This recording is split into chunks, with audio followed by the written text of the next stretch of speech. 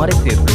दोस्तों लंग्स हमारे बॉडी का सबसे इम्पोर्टेंट ऑर्गन है, क्योंकि ये हमारे शरीर का वो हिस्सा है जो हवा से ऑक्सीजन को एब्जॉर्ब करके हमें जिंदा रखता है। तो आइए आज इस वीडियो में 3D एनिमेशन की मदद से जानते हैं कि हमारे लंग्स कैसे काम करते हैं।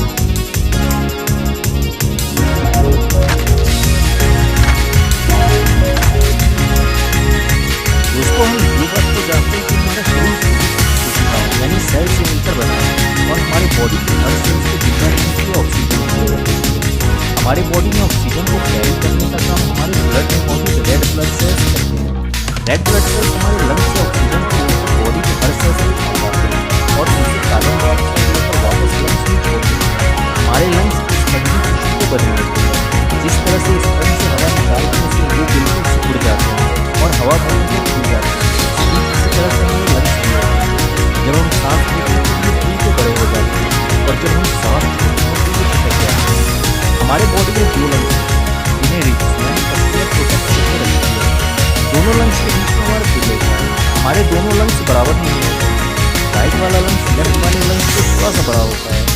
राइट लंग्स में 3 लोब होते हैं, जबकि लेफ्ट लंग्स सिर्फ 2 लोब से मिलकर बना होता है। लेफ्ट वाले लंग्स को नेचर ने थोड़ा छोटा इसलिए बनाया है ताकि हमारा दिल इसमें फिट हो सके। हमारे दोनों लंग्स के नीचे एक मसल होता है जो कर्व शेप में होता है, इसे डायफ्राम कहते हैं। हमारे सांस लेने के प्रोसेस में इस डायफ्राम का बहुत बड़ा रोल होता है। हम खुद से सांस लेकर लंग्स में हवा भरते रहते हैं, लेकिन उस हवा को लंग्स से बाहर निकालने के लिए हमारा उस पर कोई कंट्रोल नहीं होता है। लंग्स की हवा को निकालने के लिए डायफ्राम और हमारे रिब्स लंग्स में प्रेशर डालकर इस हवा को बाहर निकाल देते हैं। अगर हमारा डायफ्राम नहीं होता तो हम सांस अंदर तो ले लेते हैं लेकिन उसे बाहर नहीं निकाल पाते। हमारे नाक से लेकर दोनों लंग्स तक एक बिल्ड पाइप जुड़ी होती है जिसे ट्रैकिया कहते हैं। ट्रैकिया नीचे आकर 2 पार्ट में डिवाइड हो जाता है और ये दोनों पार्ट दोनों लंग्स के अंदर चले जाते हैं। लंग्स के अंदर ट्रैकिया पेट की शाखाओं की तरफ बहुत सारे हिस्से में बढ़ता है जिन्हें ब्रोंकाइल कहते हैं।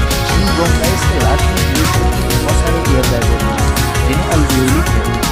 यही अल्वेओली हवा से ऑक्सीजन को एब्जॉर्ब करने का काम करते हैं। अल्वेओली के ऊपर बहुत सारे ब्लड कैपिलरीज होते हैं। तो फाइनली चलिए अब देखते हैं कि हमारे लंग्स कैसे काम करते हैं। हमारे एटमॉस्फेयर में जो हवा है यानी जिस हवा में हम सांस लेते हैं उसमें 98% नाइट्रोजन, 21% ऑक्सीजन और बाकी के 1% कार्बन डाइऑक्साइड के साथ अदर गैसें मौजूद हैं।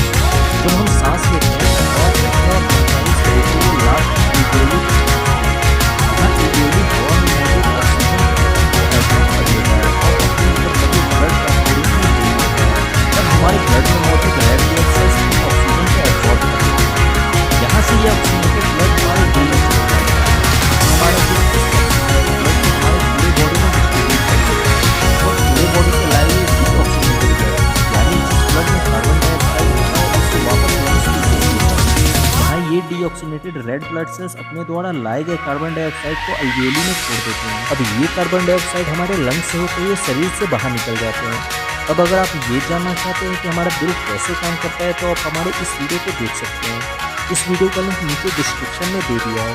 आई थिंक अब आप ये अच्छी तरह से समझ चुके होंगे कि हमारे लंग्स कैसे काम करते हैं। अगर आपको अभी भी इसमें कुछ समझ में नहीं आया है तो आप इंस्टाग्राम पर जुड़कर अपना कोई भी सवाल मुझसे पर्सनली पूछ सकते हैं।